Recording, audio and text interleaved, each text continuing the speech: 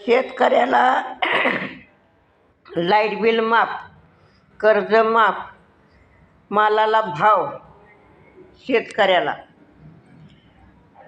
आणि सर्वसामान्य लोकांना दिलं आपलं 1,500 रुपये महिन्याला. तेवढ्यातच बाया खुश झाल्या.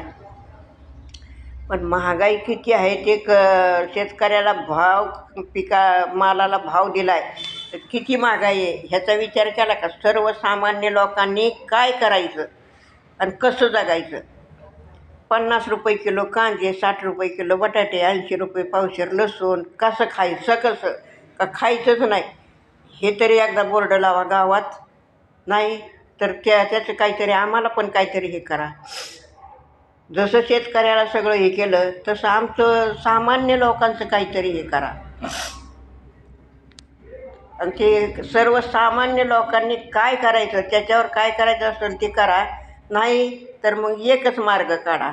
आता त्या लॉकडाऊनमध्ये तुम्ही किराणा दुकान, बाकीचे मार्केट बिर्केट सगळं उघडायचं सोडून दारूचे दुकानं आधी उघडीच होती.